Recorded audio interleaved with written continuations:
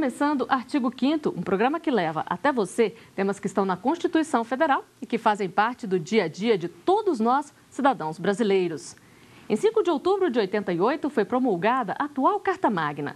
Em comemoração à data, o programa Artigo 5º vai falar sobre as conquistas nestes 25 anos.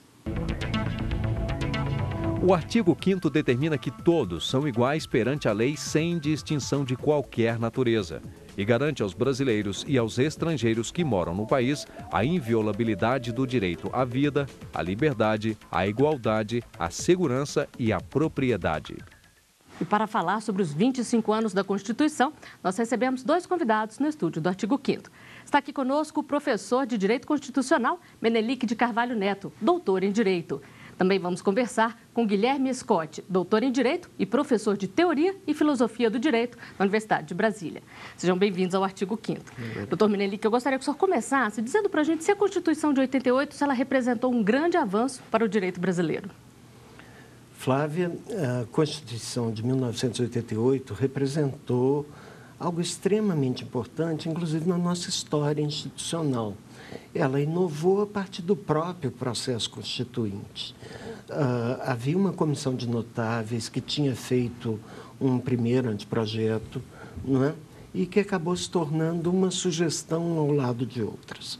Na verdade, a legitimidade da Constituição advém muito do processo constituinte mais participativo da nossa história institucional.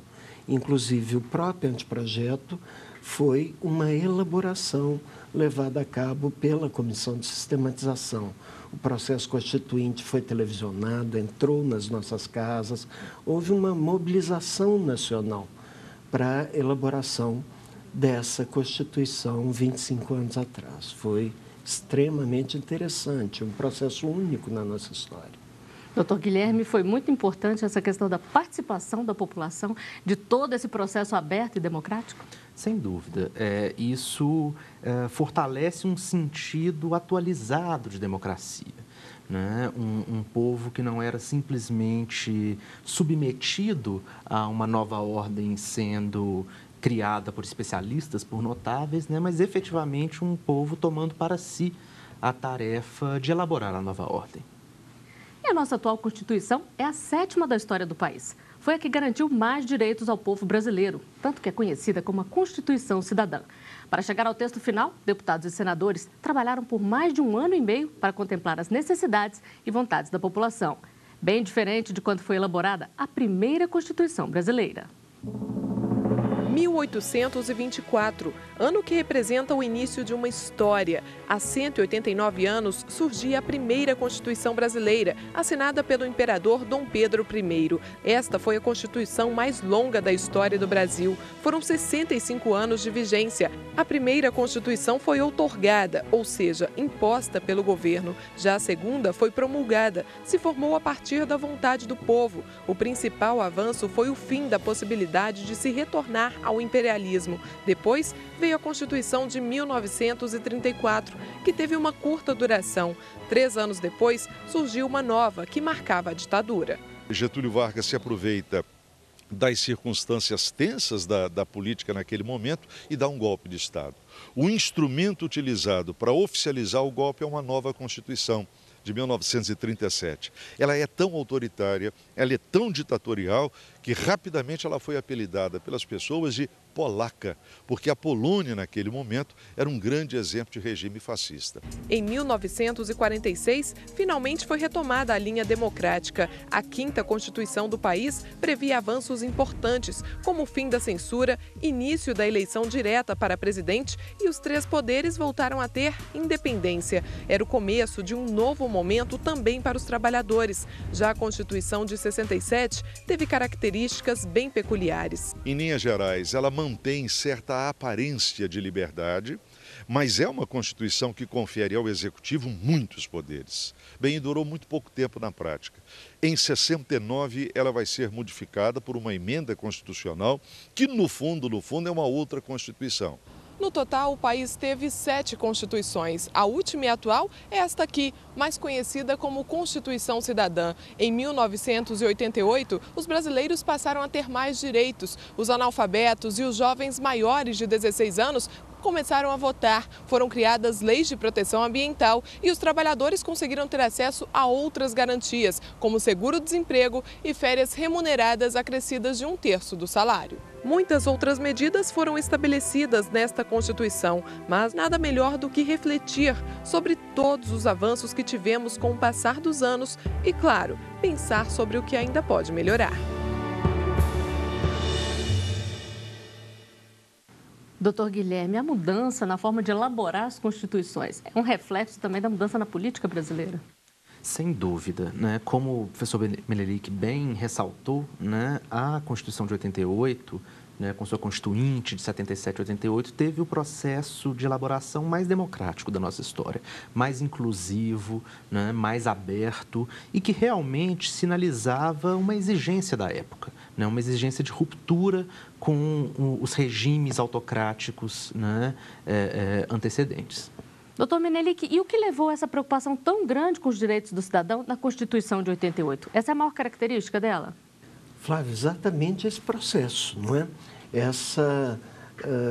Esse afã de romper com a ditadura, de inaugurar um tempo novo, de abrir o caminho para a democracia e institucionalização da democracia como tal, não é? Havia, sem dúvida alguma, o problema mesmo da morte do candidato que representaria esse processo, que era candidato eleito até pelo colégio eleitoral, mas antes mesmo que ele tomasse posse, o Tancredo Neves, não é? E as esperanças recaem, então, na Constituinte. Então, a cobrança era muito alta, embora, sem dúvida, fosse um Congresso bastante conservador, esse Congresso eleito, a participação popular ativa, o televisionamento, tudo isso fez com que isso representasse algo de muito novo na nossa história e uma fé muito grande fosse depositada nas constituições ou na elaboração dessa Constituição, não é? Doutor Guilherme, e os constituintes, eles conseguiram corresponder a toda essa esperança que foi colocada neles? As reivindicações da população foram atendidas? Na verdade, sempre há uma gama imensa de reivindicações e nem todas têm como ser atendidas, né? Há um jogo político, uma negociação, né, com propostas vencidas, propostas vencedoras. De toda maneira, o mais importante aí, eu acredito, é que os constituintes conseguiram elaborar uma Constituição principiológica, né, e que, portanto, pela natureza inerentemente aberta de seus princípios, né, é uma Constituição que pôde e pode incorporar uma série de reivindicações posteriores, por meio de sua releitura, né, e mesmo por meio de modificações legislativas ordinárias, né, compatíveis justamente com este espírito principiológico aberto da nossa Constituição. Doutor Menelik, como é o trabalho para se chegar ao texto final de uma Constituição? O quórum exigido pela própria Constituição para aprovação de uma emenda é de 3/5, né, de cada casa do Congresso, em 2 turnos. Você imagina que no processo constituinte esse quórum é facilitado, ele é de maioria absoluta, né, mas não é fácil. Maioria absoluta é metade mais um dos membros. Nesse processo, não é? A elaboração da Constituição se deu de uma forma tal que envolveu toda aquela participação que nos referíamos, não é? Mas, voltando à questão do próprio processo institucional, contrapondo ao processo ordinário de emenda, não é? Ela ainda é mais rigorosa. Isso que torna a Constituição uma Constituição rígida. E gostaria de discutir um pouco, que a gente refletisse um pouco na nossa história institucional, essa crença muito divulgada, não é, de que, alterando a Constituição, muitas vezes eu vou resolver problemas. Não é bem assim. Não é? Na verdade, O problema, se eu comparo, por exemplo, com uma Constituição com mais de 200 anos, como a Constituição norte-americana, e uma Constituição que foi muito alterada, não tanto por emendas. Não é? São 24 emendas à Constituição norte-americana. Nós, com 25 anos de Constituição, já temos 74, não é? Num período muito menor. Agora, a Constituição de 88 ainda é considerada atual? A atualidade de uma Constituição depende muito de seus próprios leitores, daquilo que nós somos capazes de fazer com a Constituição.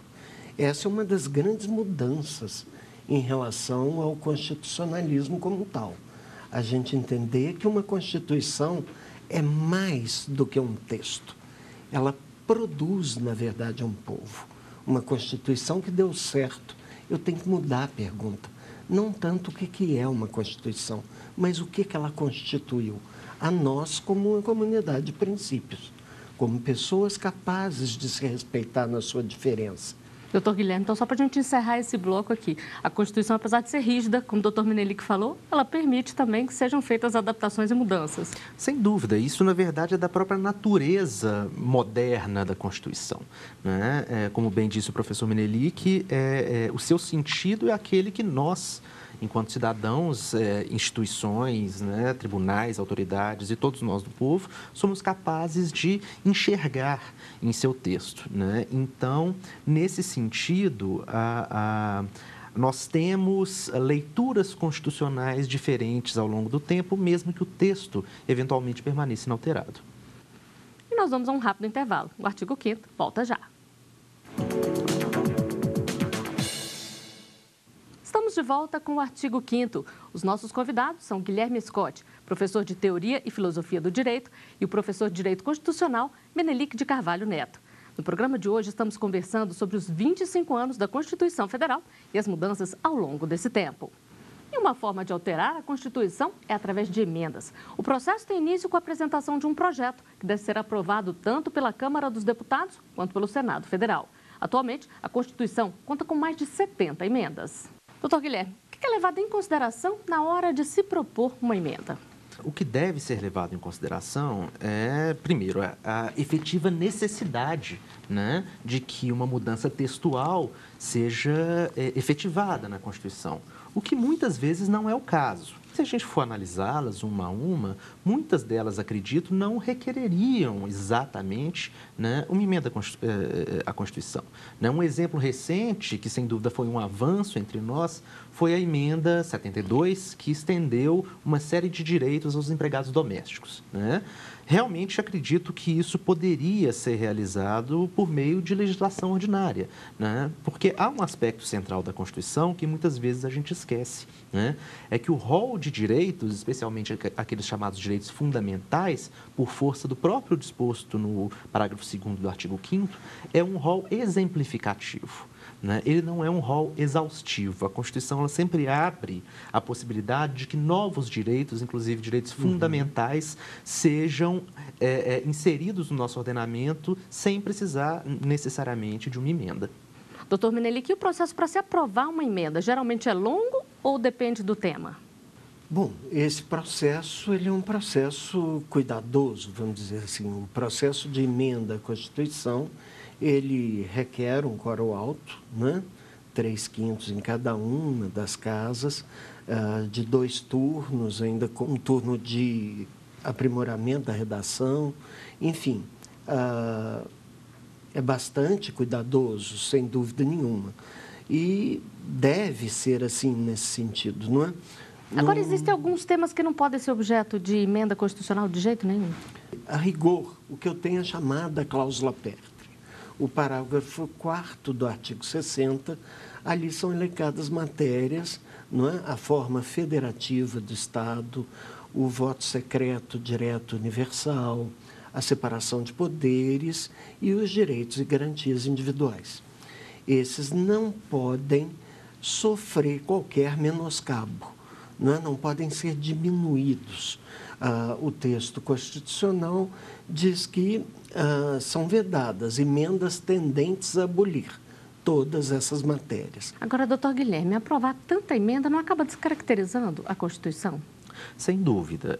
Esse é um risco presente, né, e que revela, na verdade, um problema na nossa tradição jurídica, que não é também um problema exclusivamente nosso, né, mas que é sintomático de um certo fetichismo em relação ao texto.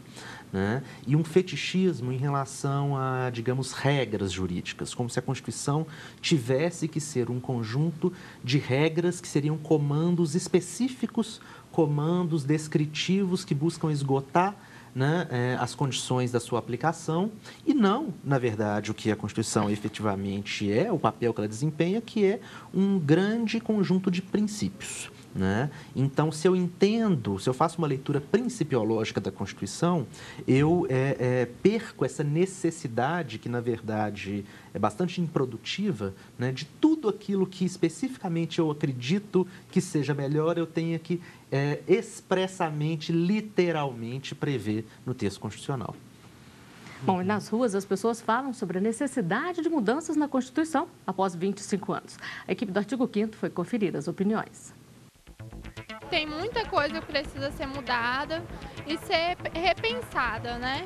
Para se adequar ao ano que a gente vive. Algumas leis poderiam ser aperfeiçoadas, visto que a sociedade muda a cada dia, então as exigências da própria sociedade faz jus a essas mudanças. Tem muita coisa que já tem que mudar, atualizar, né? Porque está ultrapassado, cada vez muda, vai mudando tudo e a gente tem que acompanhar as mudanças, né? O Brasil em si é o país que mais tem lei, né?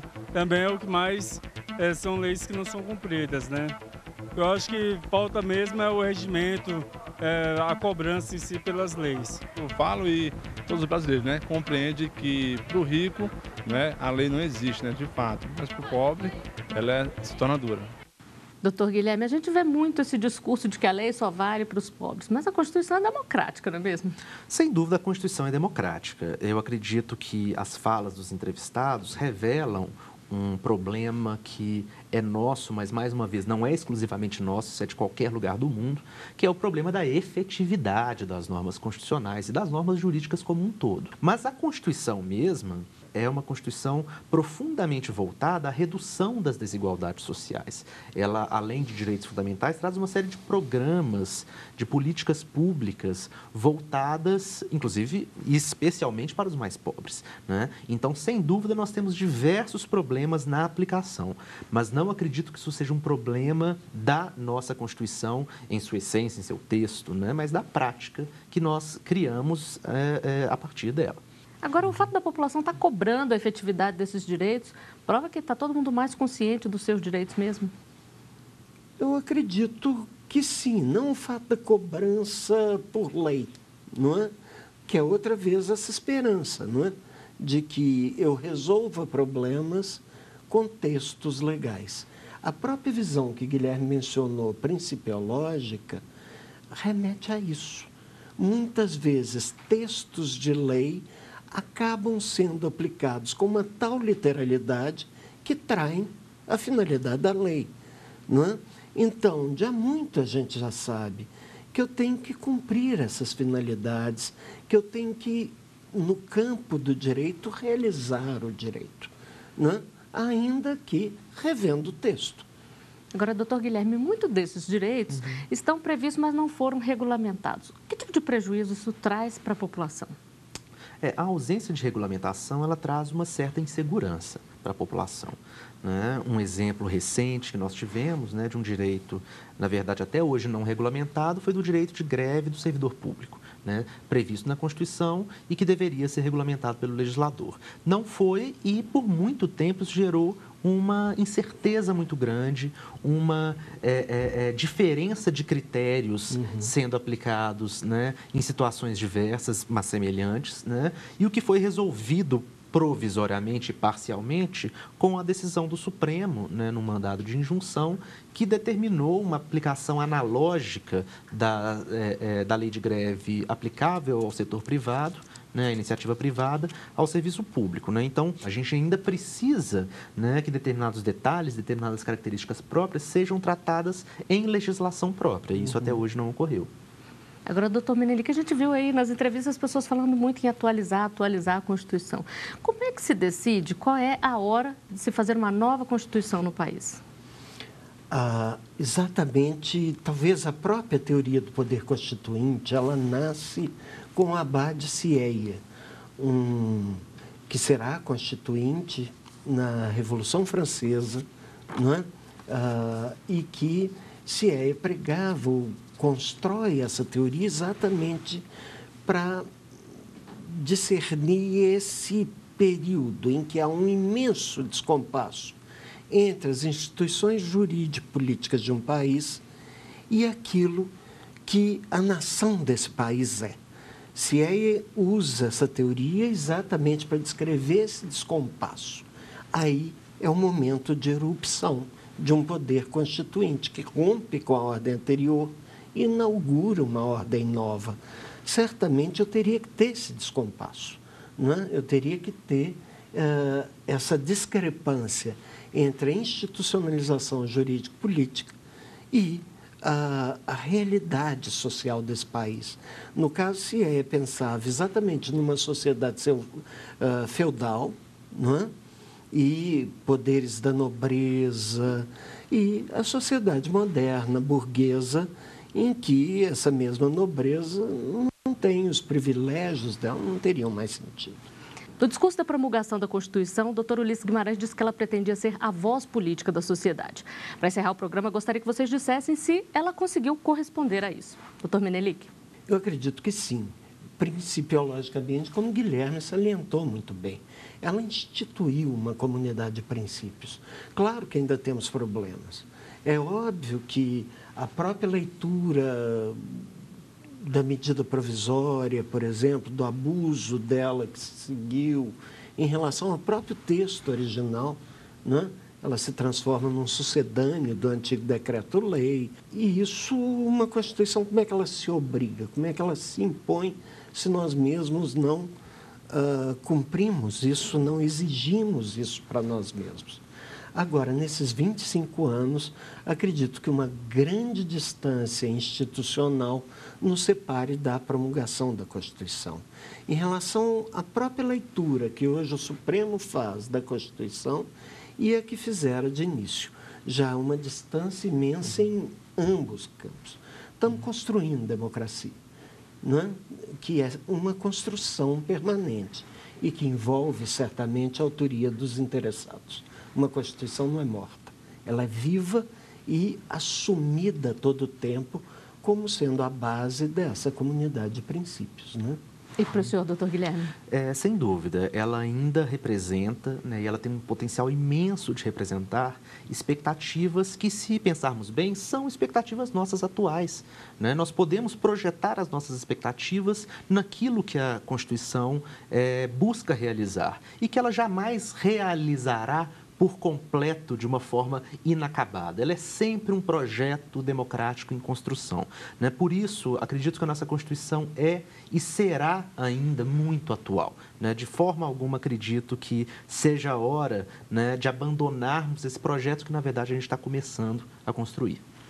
Bom, e com essa constatação, nós chegamos ao final de mais um Artigo 5º.